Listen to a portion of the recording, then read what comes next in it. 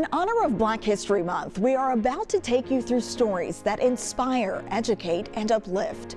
It's part of WCCO's mission of community journalism, which means we make an effort to seek out areas of our community who have been traditionally underrepresented and bring their stories to light. Every year at the end of February, WCCO puts together a special program that honors and highlights the achievements of Black Minnesotans. This year, we are honored to bring you 60 minutes of stories from people all across the state. You'll hear from glass-shattering individuals who became the first in their fields, advocates for young people and their future, entrepreneurs clearing pathways for future generations of Black businesses, and artists and musicians who are using their art forms to break down barriers and connect with their past. We hope you enjoy this special presentation of WCCO's Black History Month special. For more information about any of the individuals featured on this program, you can head over to our website at wcco.com/Black History Month for more information. Looking back at his career, retired Northwest Airlines captain Woody Fountain has a lot of good memories. I was not too happy that I had to retire at age 60. I would have stayed longer. As he should. He was the airline's first Black pilot, hired back in 1969. It's kind of rewarding, and then it's a little frustrating in another way that it took so long. His aspirations really taking off back in college at Howard University. That's where he took his first flight with his professor, Chuck Dryden, an original Tuskegee Airman. What did that feel like? It was very enjoyable only because I knew I was in the air. And I said, this is really not all bad. He also saw representation in another friend and role model back then, Black fighter pilot Ed Dwight. The history of Black pilots actually goes back to the 1920s, when Black pilots weren't even admitted into U.S. flying schools. It's kind of a dream world now because there's no more discrimination, at least not so overt as it was when I was coming up. It's so great to see the change in things. With that change, an invitation to learn more about Black aviation history at the Wings of the North Air Museum, and to keep that inclusivity growing. It just goes to show that regardless of your background, race, or anything else, that aviation is open to everybody. In Eden Prairie, Adam Del Rosso, WCCO News. It's one of those things that, in retrospect, as I think through it, it's amazing. This St. Paul courtroom is steeped in history because of who sits on the bench. This is the seat of the first African-American judge who was appointed as a district court judge back in 1967. An interesting thing is that it has been held by an African-American since that date. Judge DePaul Harris resides now. Focused on the present, he is fascinated by the past. I just was very interested in other lawyers who have come before me, Black lawyers. And that's how he discovered the story of Frederick McGee. Born into slavery in Mississippi, his family escaped with Union soldiers to Tennessee, where he got a law degree. And in the late 1800s, he took a job in St. Paul to become the first Black lawyer in Minnesota. What stands out to you about his story? I think what stands out about his story is, one, his persistence, but also his talent. The fact that he was born into slavery. It's a story that also fascinates historian Paul Nelson. He wrote a book about McGee. What fascinated you about him? Somebody was going to be first. That's not what was important. It's what he did with it. And what he did with it was he made himself one of the top criminal defense attorneys of his era. McGee won trial after trial, becoming a front-page staple. So he was a Southern Black man who made his living successfully here in the almost completely white world of the Minnesota courts. He was a guy who was good with, our juries of German and Scandinavian men. So he had some remarkable abilities to connect with Minnesotans. And, who would have figured that? He made waves in other areas, too, converting from Republican to Democrat and from Baptist to Catholic. He helped found St. Peter Claver Parish. He also helped found the Niagara Movement, a precursor to the NAACP. every single civil rights organization, whether here in Minnesota or nationally. He was either an officer in or helped found. I mean, let's think about that for a second. He is either an officer or helped found. As a Black lawyer in Minnesota, what does his story mean to you? I think what he symbolizes is that how you can be a first, build bridges as someone who is a first, but also leave a lasting mark on your community, whether it was his criminal defense work, whether it's his work in politics, whether it was his work in civil rights. Like, his sole focus was uplifting those around him, uplifting his community, and I think that is his story. In St. Paul, Susan Elizabeth Littlefield, WCCO News. It stands tall above a beloved St. Paul neighborhood, a water tower that's functional and beautiful. The Highland Tower, that is just a beautiful, work of architectural design. It's architecture that catches the eye, and the story behind it caught Tony Simmons' ear. I love history. I was always curious, what's the history of African Americans coming into St. Paul? And I came across Clarence Wingington, and I was like, whoa, what an incredible transformational figure. Tony heads up at St. Paul High School. He's bringing this history into the present. For me, he just really represents everything I care about in understanding our history, my history, and the history that my young people need to know. Clarence Wingington was born in Lawrence, Kansas in 1883. As a student, he won 3 drawing contests at the World Fair. He became a draftsman and applied for an open job with the city of St. Paul in 1914. He outscored every applicant in a skills test. He was, I think so far as anyone knows, the first Black municipal architect in the country.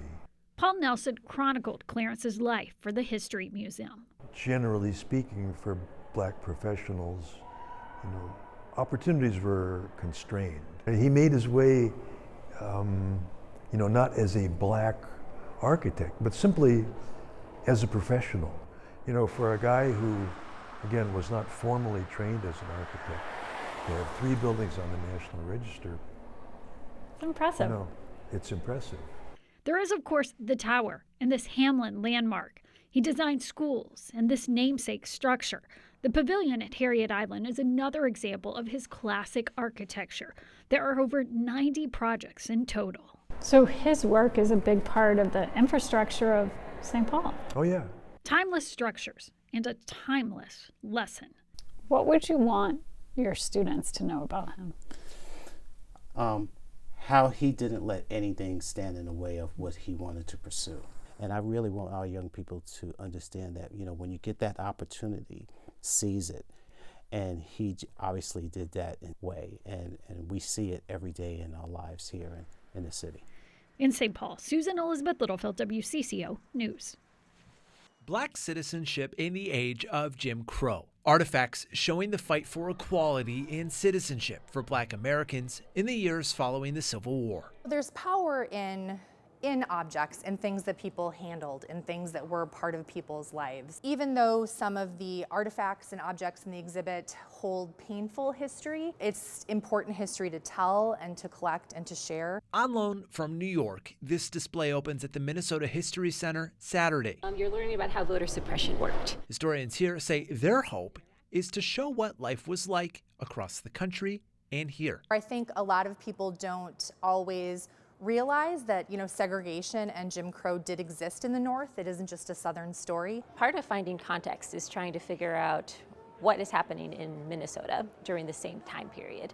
So that means what are the kinds of stories that we can tell, and there are a lot of stories. He and his wife Harriet were enslaved people. Stories ranging from the life of Dred Scott to Black Americans serving in the First World War. Being able to understand how Black Americans, how Black Minnesotans experience citizenship, that actually allows us to create really interesting conversations amongst ourselves about what citizenship means to people. I think part of the hope of really studying history in the past and having those conversations is really becoming empathetic to our fellow community members and our neighbors. In St. Paul, Adam Duxter, WCCO News.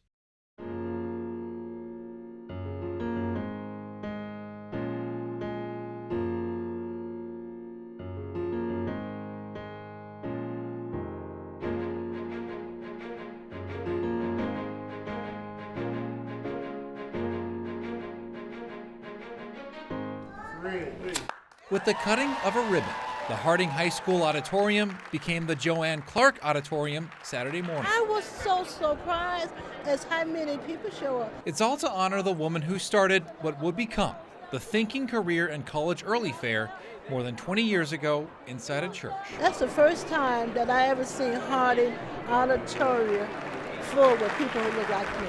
Clark has helped more than 1,000 students put a focus on their futures, even assisting with tours of historically black campuses and universities, with 80% of those students going on to higher education.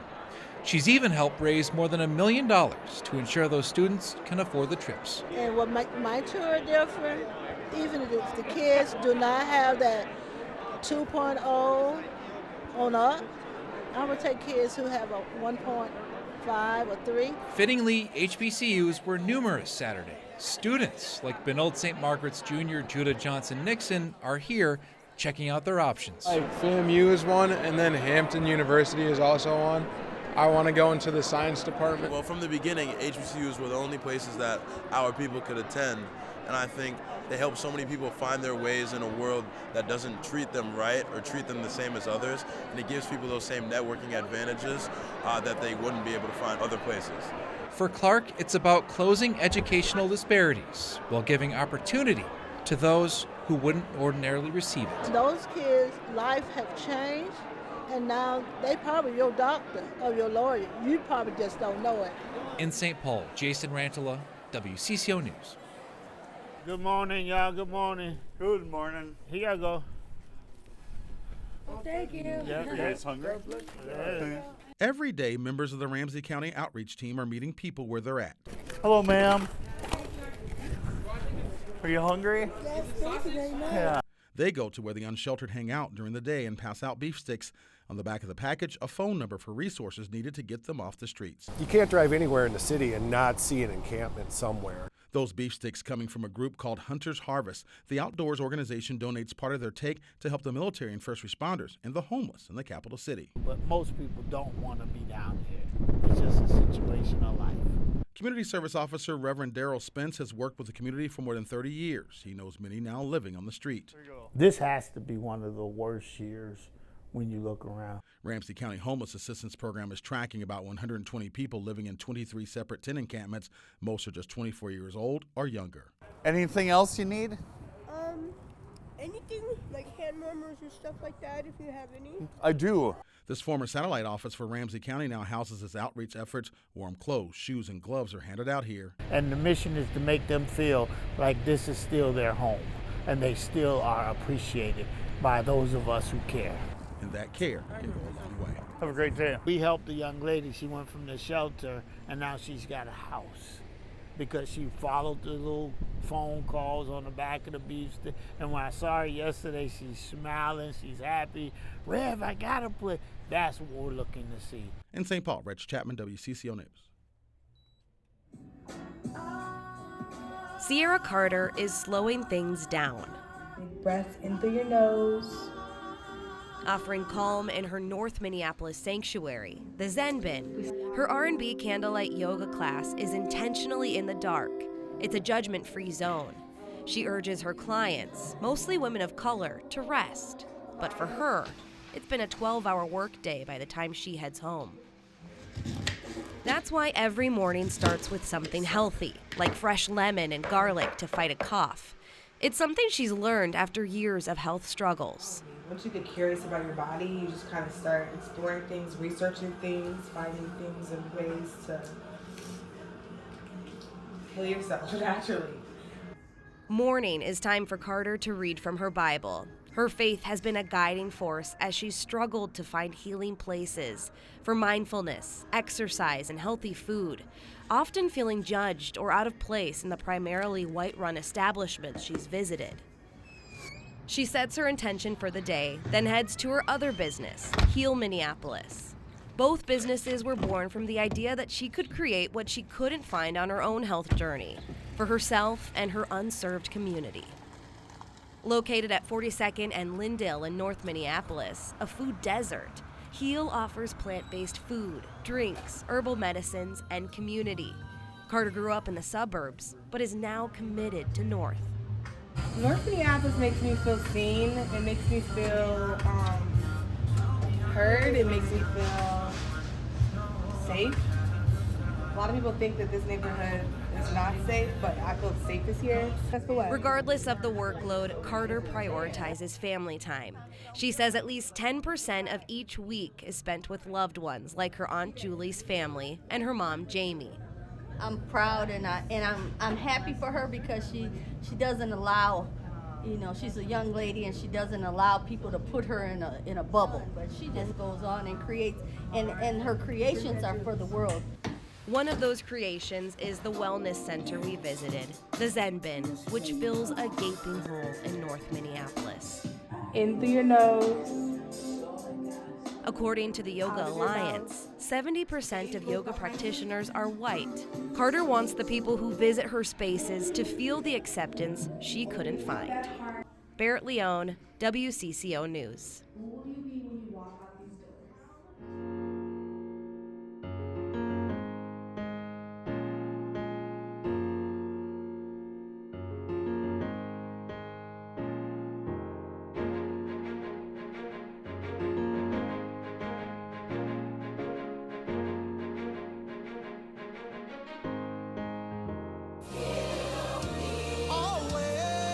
Javante Patton has always dreamed of bringing the music that comes from his heart to the big stage in his hometown, and now that dream is a reality. It feels surreal. It's kind of like you've grown up hearing about First Avenue and the Prince and the Time Connection and Jimmy Jam and Terry Lewis, and to create a moment in here that's historical just like they have.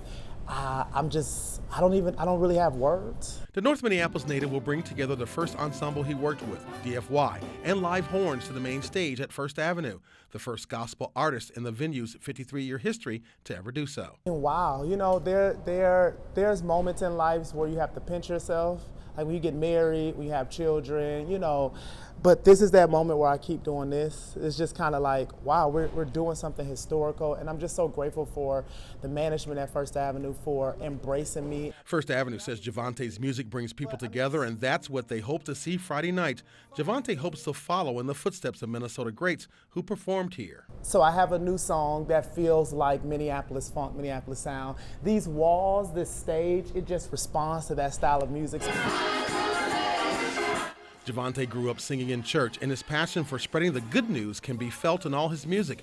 Javante says he feels blessed to hit the big stage in his hometown during Black History Month. So to make Black history and Minnesota history and music history all in one day, I don't even know what to say. Those are big shoes to fill.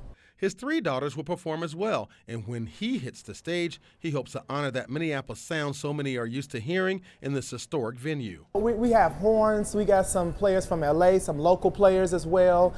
We have horns coming in because you really can't come in this room and not play music. Music he hopes treats the ears and feeds the souls of all who enter First Avenue Friday night.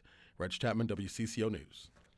This morning, we are exploring the idea of using art to process grief and trauma. Art Is My Weapon helps victims of violence and works towards social change. Our Shayla Reeves is live at the Oak Park Center in North Minneapolis, where the creativity, Shayla, we see, clearly it is flowing. Yes, it is, AJ and Heather. And today we're learning all about a couple of the programs that are available through Art Is My Weapon. It is just a tool for connecting people with art as a way to process trauma and really manage what they're dealing with. I'm here right now with Nikki McComb, and next to me is Crystal Soku, one of the instructors as well. I'm going to start with you, Nikki, with the Heart Equity Program. We've drawn this line down the middle of our canvas. What's that about? So the line is really the center of the self-discovery project that we do with Heart Equity, and it's a separation line of what you want to stop in your life and what you want to start in your life. Okay. And so you choose your side of stop, you choose your side of start, and you begin to build what you want to stop. So my things are, you might see an orange dot, but to me it's something. Yes. And no one else has to know. Yes, and what's so valuable about this is an exercise you do with educators, executives, folks that may work with people in their spaces that have dealt with trauma, have dealt with gun violence, have dealt with difficult things, and they're saying, hey, I don't know if I am properly helping and serving the communities that I work with. Can you help me through art to reach them? And this is a tool for that. So I want to take the color that I like the least and start there. So for me, it's orange. And what do I want to do with the orange? You want to put something in your stop space. Okay. That resonates with you, that you know only, right? Okay. Whether it's my examples are, don't be so hard on yourself. Okay. Don't second guess things that you're doing that you know are good. Yeah. Don't give up when you think things are hard. Yeah. And then next we want to take a color that we do like. Absolutely. So I'll say I like yellow, and we want to take that color and then connect that with the other side of the space. Mm-hmm. And then we just put whatever we want there, draw. You use whatever color you want that tells you in your own personal inner thoughts something that you want to start. Uh-huh. My start is I'm going to be kinder to people on a daily basis. Oh, I love that. Be kind. Yes. And once people finish their pieces, what is the goal, or what do you hope that they take away from the experiences that they're having here? To have some self-discovery, to understand how they treat people. Yeah. Because a big part of this process is understanding our own implicit biases and our own how we place stereotypes on people. Yeah. And we all do it. All of us. Yes, and this is really a place and a space for conversation, and you're using art as that vehicle to do it. Thank you so much, Nikki. Coming up in our streaming show at around 7:15, I'm actually going to sit down and talk with Crystal here for another program. It's called Healing Hearts, where she actually works with folks on another facet of the work that's happening here, and we'll kind of break down how the Healing Hearts program works, what her method and her process is as well to help people cope with trauma, the experience of gun violence, the impact of gun violence, and how art can be used as a vehicle for navigating those experiences too. Right.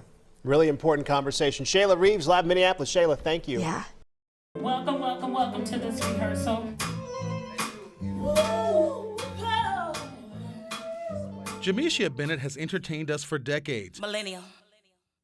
The actress, producer, play director, and lead singer of the Grammy Award-winning Sounds of Blackness is set to bring her biggest project yet to the Ordway. Come on, y'all. Come let me sing you stress-free. A night of jazz, blues, and a lot of soul will showcase Jamisha's interpretation of genres of music that have impacted her life and career. So I grew up with a plethora of different musics, from jazz, Harlem Renaissance, to blues, to, of course, gospel, with having the gospel background, of course, and country music. And she is bringing along some of her friends to help celebrate and honor musical history. I have an amazing band, and shouts out to them and my MD, Darnell Davis. Her band is made up of many local performers, some part of her Sounds of Blackness family. They've been rehearsing for months, so the sound is just right for this one-night performance. This is not the first time Jamisha has graced the stage at the Ordway. Her debut, 16 years ago. It led to a great run. I had the blessed opportunity to be the first Black Maggie in the production of 42nd Street, the Broadway production of 42nd Street. And I was asked at that time to be the resident artist of the Ordway. From Summertime to My Funny Valentine, Jamisha has entertained us with style and grace. She says her upbringing prepared her for the spotlight. I was always centered around different genres of music. Shouts out to my mother, Ann Nesby, who was on the Grammy Awards, the 66th annual. That's right, Jamisha's mother, Ann Nesby, the original lead singer for Sounds of Blackness, was front and center at this year's Grammy Awards. She credits her mother for getting her to this moment in her career. Jamisha is continuing the legacy, passing on what she's learned from her mother to her daughter, Paris Bennett, a former American Idol finalist.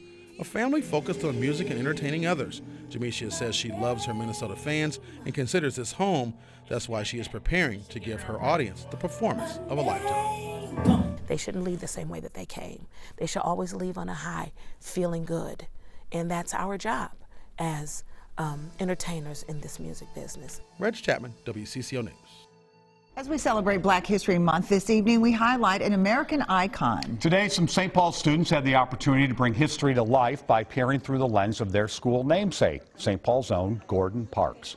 WCCO's Uba Ali takes us inside his exhibit at the Minneapolis Institute of Art. Inside the Minneapolis Institute of Art. This is the exhibition by Gordon Park.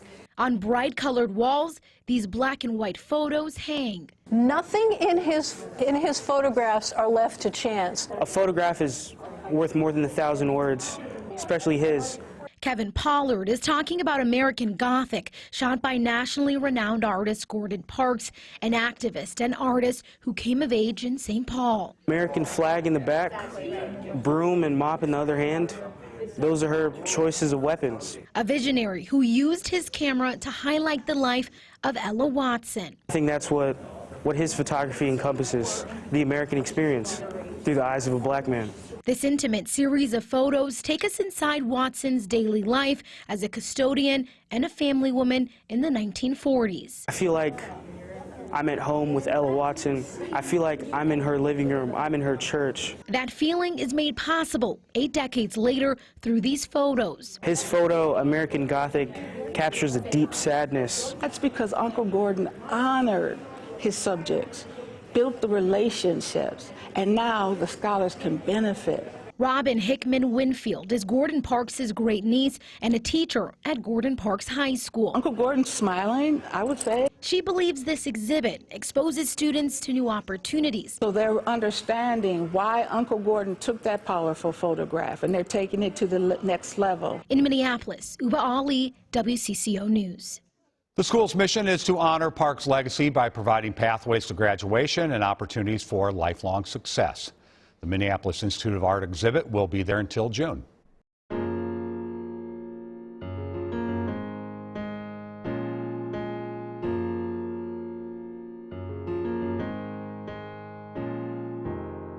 I remember my number was like 51. Sitting inside the Minnesota History Center, Derek Rubin, Diedrich Henderson, and John Baker look back at their own history from the early to mid-'80s when they were around 12 years old. This is the trip to Chicago right here. These three were part of the McRae All-Stars, the first AAU basketball team in Minnesota, and founded by head coach Ralph Crowder. He brought kids from Northside, Wisconsin, other cities, just brought us all together, and we became family. He just was a stand-up man that believed in us, and he took us all around the country. Coach Crowder took these young boys to each coast, playing different teams across the U.S., and the McRae All-Stars found a lot of success. To actually win this tournament with over 100 teams, the small team from Minnesota. While these boys were just playing the game they loved, they were simultaneously laying a blueprint for what would become a huge aspect of the sport. It makes me feel like we laid the foundation.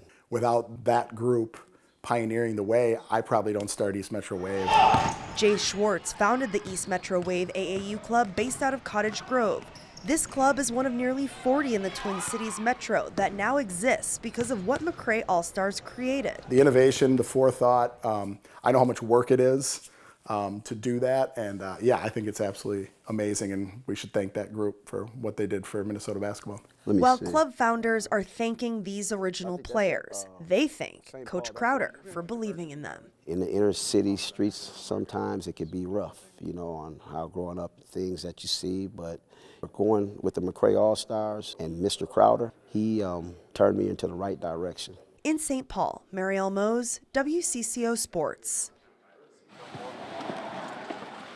Justin Johnson has a good routine. So the first thing I do, I go get the squad watch. The cadet for the Minnetonka Police Department is making a career switch up. The previous one, pro football. I feel like with football, it's a constant adrenaline rush. But here, you know, you get that every now and then. Like when you see lights and sirens, it's the same kind of juice. But it's not always glamorous. Turkeys are a danger to the community. I'm not even lying. I've had more trouble with turkeys than any other animal. Johnson grew up in Alabama and as a senior in high school was the top-ranked wide receiver in the state. Hearing some of his stories about his football career is very interesting, something that's it's different from anything that I know. Looking for Johnson, touchdown! A switch to tight end at Mississippi State led to a contract with the Seattle Seahawks, but in training camp came a dreaded injury, the Achilles. One of those things caught a flat from Geno. Nobody around, just pop. More injuries came when Johnson signed with the Arizona Cardinals. Then he played 2 seasons in the USFL. Last year, he had a decision to make when his interview with the Minnetonka Police conflicted with a workout for the XFL. He's either go to the interview on Wednesday or go to the workout on Sunday. And I picked the interview. In just a few months, Johnson will graduate from cadet to officer, completing the transition from the football field to the police force. You know, I love it so much, it's kind of hard to step away from it, but it's easy to love something else. Ren Clayton, WCCO Sports.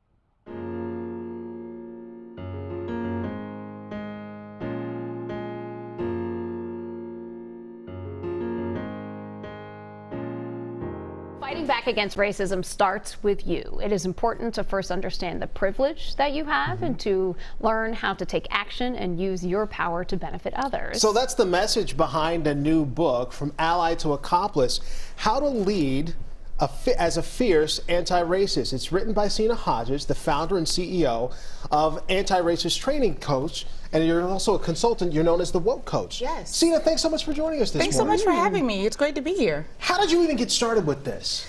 You know, I started the Woke Coach back in 2018, but my career in working in what's now called the DEI space I look young, but I'm a little older than I look. It goes back about 20 years. Yeah. My first job out of college was working at the Urban League affiliate in South Carolina, trying to get the Confederate flag down off the State House dome. So it's, you know, it's a part of my DNA and who I am.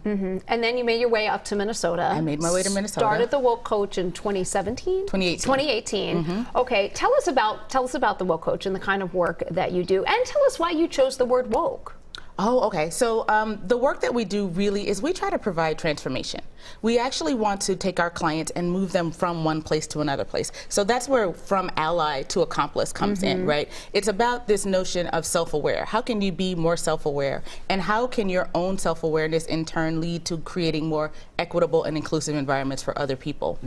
You know, I didn't choose to name my company the Woke Coach. It literally came to me in a dream. I can't make that up. And I never remember my dreams. But I woke up and I remembered the Woke Coach. And in my dream, I was wearing bright blazers and high heel shoes. And I don't know, we were all happy and we were doing great work.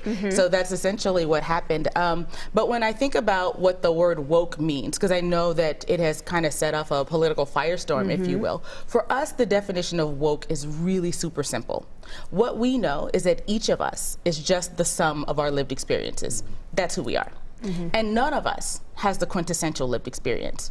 So because of that, we have to awaken to the experiences of other people. That's what it means to be woke. What it means to be woke is to be plugged in and understand how power and how systems and how things like privilege actually operate on a day-to-day basis. How some people are pushed to the margins and some people are allowed to, you know, move through with, you know, unscathed, essentially. I'm curious because I want to talk about the title of your book, From Ally to Accomplice. Yeah. You built your book on the premise that we should aspire to become more than allies. Why is being an ally not enough? Yeah, you know, when I think about the word ally, back when Reverend Dr. Martin Luther King was alive, he talked about white allies and what folks needed to do.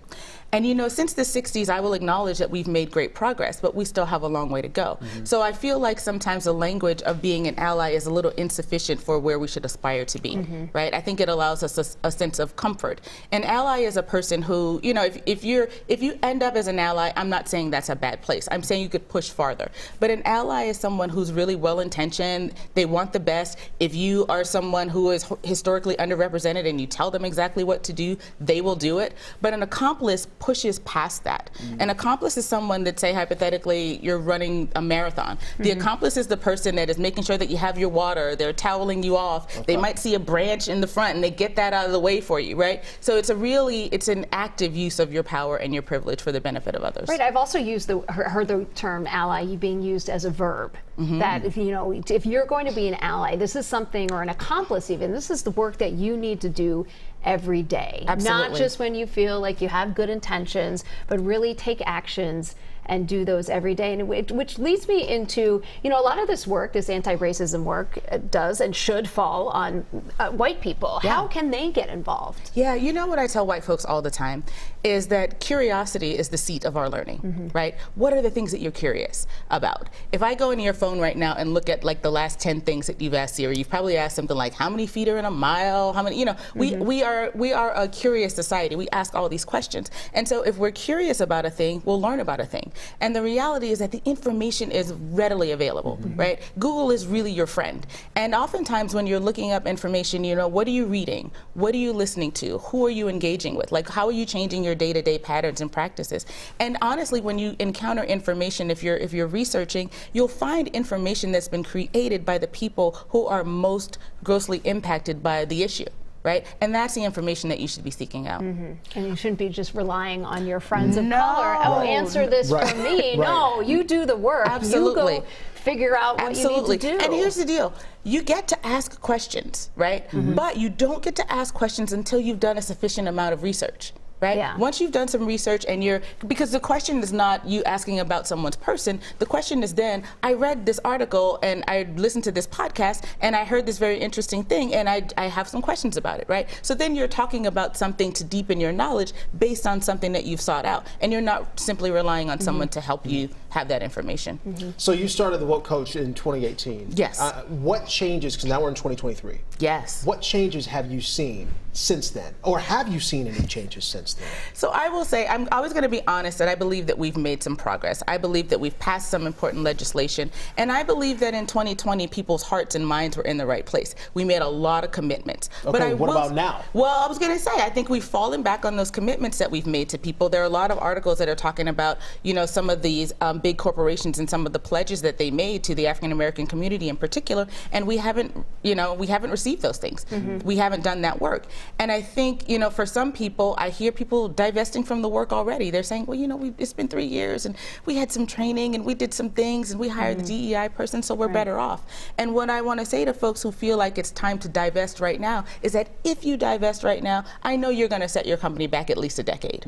A decade? At least, right? Because we're trying to repair and kind of come around from centuries of oppression and inequity. And for folks who don't understand that that inequity is still taking place right now, that's the place that we are. Yeah. This isn't the time to set the brakes. This is time to actually put the pedal to the metal at this point. Absolutely. Can you tell us more about the book? Ooh. Yeah. So I lit up, didn't I? Yeah. So, when I talk to clients about our work, the #1 word that they use to describe our work is transformational.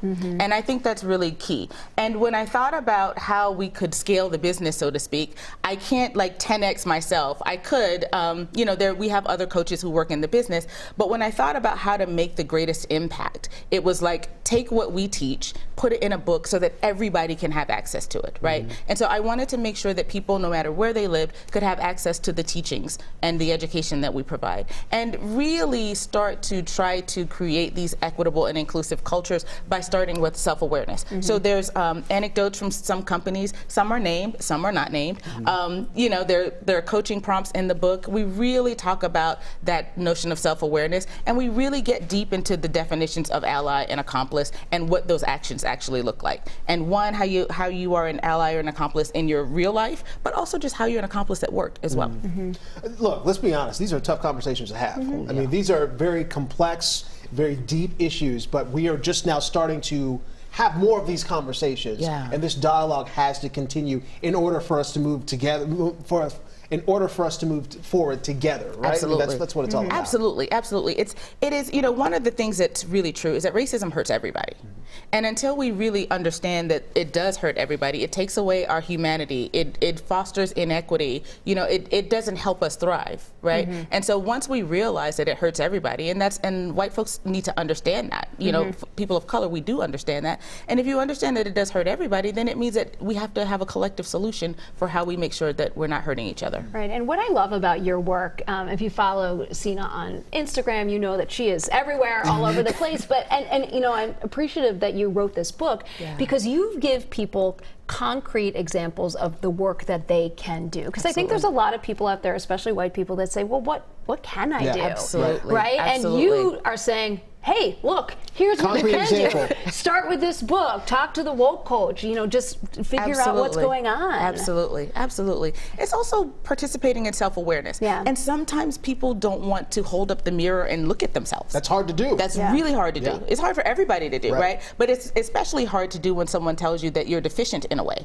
and you haven't expected or experienced yourself being deficient, right? But people are telling you that you're missing a piece, right? And so that's a difficult thing to do. And the way that we do the work, quite honestly, is that we infuse joy. It doesn't mean that because we're talking about an issue that can be that's difficult, that it has to be an oppressive conversation where you're like, you are wrong and this is this. That's not the way we work. Any of our clients will tell you that we create environments where people can be the whole of who they are.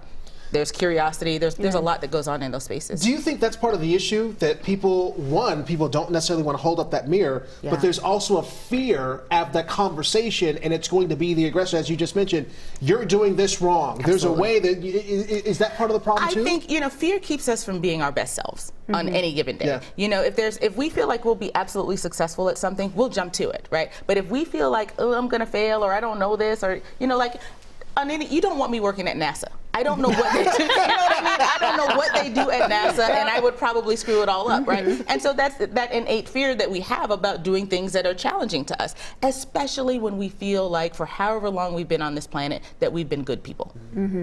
Right. Right?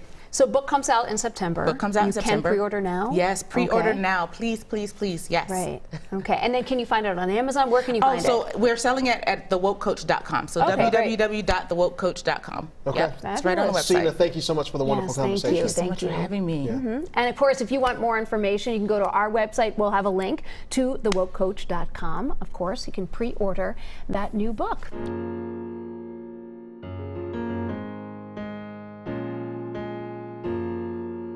Kind of disengaged when you come here because you just don't know. If you work for, you know, one of the corporations, that's what you know.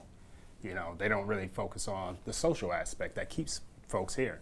Nick, Corey, and Jamaica are all Twin Cities transplants. They came to Minnesota and quickly felt disconnected socially. It's just more about figuring out, how do I live life when I'm not on the clock, right? And everybody experiences that when they come as a professional to the Twin Cities. So in 2009, they founded Playfessionals, a networking and social engagement company dedicated to enhancing the personal and career lives of professionals. We try to expose as many professionals to as many businesses as possible. Our kind of goal is to have that professional going to this space on a Tuesday, you know, or this space on a Saturday, just so that they can kind of expose themselves and their friendships to other venues. Research shows Black professionals who move to the Twin Cities work less than 3 years before leaving. Most cite a lack of community to engage with. Playfessionals is for any new Minnesotan who's seeking work-life balance and an opportunity to connect with their new community. You're going to start realizing that, hey, I'm around like-minded people who not only like to eat good and dress well, but they like to network with each other. From a movers and shakers brunch to future culinary journeys and golf tournaments, Playfessionals is designed to give Minnesotan professionals a reason to call this home. We're keeping these folks here because now they have a life outside of work. Reg Chapman, WCCO News. And for Black History Month, we're talking about the critical issue, Black wealth in Minnesota. Tawana Black is founder and CEO of the Center for Economic Inclusion. It is the topic at tonight's Town Talk at Westminster Church in Minneapolis. Good to see you. Thanks for joining us. Thank you. Okay, so for your organization, you're focusing on closing racial, employment, income, and wealth gaps. Before we get into solutions, why do those gaps exist? Great question. I think we see in our country, going back to the history and beginning of our country, that one, people, in particular indigenous people, Black people, were used as labor to build the country, but that meant they were working every single day and not being paid for that labor. It meant that banks and insurance companies and other private sector industry, universities, were gaining wealth by having free labor and free land.